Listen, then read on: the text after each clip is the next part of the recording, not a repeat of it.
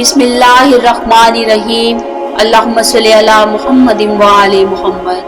क्या आग की पूजा करने वालों को आग जलाया नहीं करती? क्या ये बात दुरुस्त है कि आग उन लोगों को कोई नुकसान नहीं पहुंचाती जो आग की परस्तिश करते हैं? किताब अल-मशारिक में बयान किया गया है कि 8वीं सदी हिजरी में बसरा शहर के मज़ाफात में 2 आतिश परस्त भाई रहते थे। एक दिन छोटे भाई वरदान ने अपने बड़े भाई समरान से कहा, ऐ मेरे भाई, आपने 73 साल और मैंने 60 साल इस आग की परस्तिश और पूजा की है। आज मेरे दिल में एक ख्याल पैदा हुआ है कि क्यों ना हम आजमा कर देखें कि ये आग हमको दूसरे गैर आतिश परस्त लोगों की तरह जलाती तो नहीं। अगर इस आग ने हमको ना जलाया तो हम आइंदा भी आतिश परस्ती करेंगे, और अगर इस आग ने हमारे जिस्मों को जला दिया तो फिर हकीकत खुल जाएगी कि आतिश परस्ती गलत मजहब है। इसलिए हम आतिश परस्ती से तौबा कर लेंगे।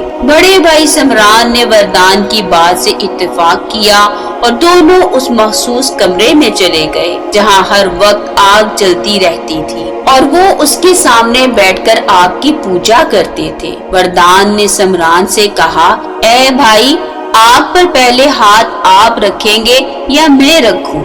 समरान ने कहा, पहले तुम आग में अपना हाथ रखो, तुम्हारे बाद मैं भी ऐसा ही करूंगा। चुनाचे जब छोटे भाई ने अपना हाथ आग में डाला तो आग ने अपनी हासियत के मुताबिक उसका हाथ जला दिया। वरदान ने रोकर कहा, हाय अफसोस, मैंने इतने अरसे तक आग की पूजा की, फिर भी इस आग ने मेरा हाथ जला दिया। इसके बाद बड़े भाई समरान ने भी आग में हाथ डाला तो उसका हाथ भी जल गया। वरदान ने समरान से कहा, आखिर हम ऐसी जात की इबादत क्यों ना करें जिसके बारे में सुना है कि वो रहीम भी है और करीम भी। ये बात बड़े भाई की समझ में भी आ गई और दोनों भाई राहे हक की तलाश में एक सालेह बुजुर्ग हजरत अब्दुल्ला बिन हुसैन की खिदमत में हाजिर हुए। हजरत साहिब अल्लाह की सिफात बयान कर रहे थे। वही अल्लाह है जो इबादत के लायक है और कोई उसका शरीक और हमसर नहीं है। जब समरान ने ये सुना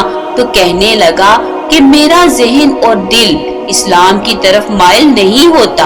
अब अगर मैं मुसलमान हो गया तो मेरे घर वाले मुझे मलामत करेंगे। मैं उनकी मलामत के मुकाबले में आग को तरजीह देता हूँ। छोटे भाई ने समझाया कि लोगों की मलामत तो एक दिन जायल हो जाएगी, लेकिन दोज़ख की आग जायल ना होगी। मगर बड़े भाई की समझ में ना आया और वो बदनसीब वापस चला गया। लेकिन छोटा भाई अपने बीवी बच्चों को लेकर हजरत अब्दुल्ला बिन हुसैन की खिदमत में हाजिर हो गया और तमाम माजरा उनको सुनाया और मुसलमान होने की ख्वाहिश की। चुनाचे हजरत अब्दुल्ला ने सबको कलमा पढ़ाया और यूं सारा कुनबा मुसलमान हो गया। उसके बड़े भाई ने उसकी कफालत से इनकार कर दिया तो समरान तलाशे मुआश के लिए निकला, मगर कोई मजदूरी ना मिली। तो उसने सोचा, आखिर खुदा ही की मजदूरी क्यों ना करूं। ये सोचकर वो जिक्र इलाही में मशगूल हो गया और रात को खाली हाथ घर वापस पहुंच गया।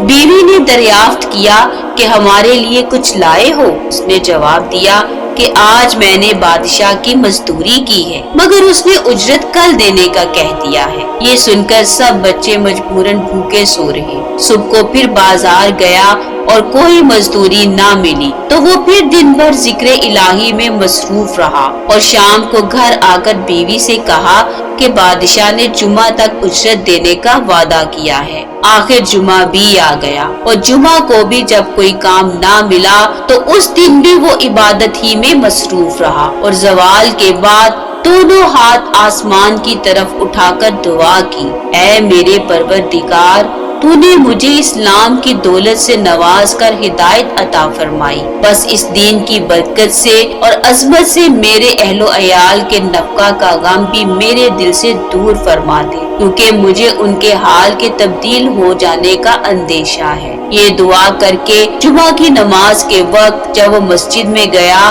तो उस पर भूख का शदीद गलबा तारी हो चुका था। उसने अपना सर सजदे में रख दिया और रोने लगा।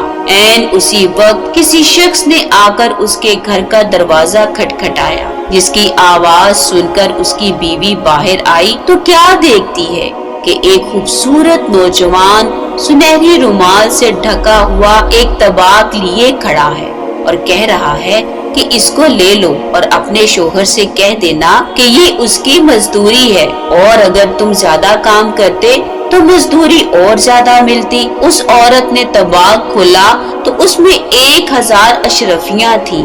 وہ ان میں سے ایک اشرفی لے کر ایک نصرانی صراف کے ہاں گئی، جس نے اشرفی کا وزن کیا تو 2 مسکال سے زیادہ اتری۔ اس نے حیران ہو کر جب اشرفی کے نقوش دیکھے تو معلوم ہوا کہ یہ آخرت کے ہدایہ سے ہے۔ نصرانی صراف نے دریافت کیا، یہ اشرفی تمہیں کہاں سے ملی ہے؟ عورت نے اس کو مسلمان ہونے کا تمام واقعہ سنایا، جس کو سن کر وہ نصرانی صراف بھی مسلمان ہو گیا اور 2000 درہم عورت کو دے کر کہا، اے بہن ان کو خرچ کرو اور جب یہ خرچ ہو جائیں تو پھر مجھے اطلاع دو۔ عورت نے صراف سے درہم لے کر کھانا تیار کیا اور شوہر کا انتظار کرنے لگی۔ ادھر جب مغرب کا وقت ہوا تو وردان نے نہایت خشوع و خضوع سے 2 رکعت نماز حاجت ادا کر کے اللہ سے بچوں کے رزق کی دعا کی اور گھر روانہ ہو گیا۔ جب وردان اپنے گھر پہنچا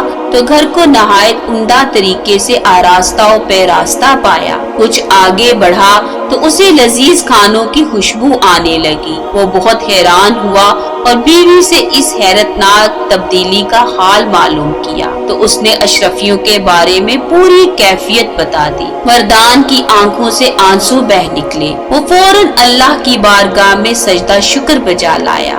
اللہ کریم نے اس کے خلوص اور شکر گزاری کو قبول کیا اور نہ صرف اس پر اپنے پاک و پاکیزہ رزق کے دروازے کھول دیے بلکہ اس کی نیکوکاری کو قبول کرتے ہوئے اس کی آخرت بھی سنوار دی اور اس کا نام اپنے صالح بندوں میں شامل کر لیا۔ اللہ کریم ہم سب کو اللہ کی ذات پر توکل کرنے اور اس کی ذات کا شکر کرنے کی توفیق عطا فرمائے۔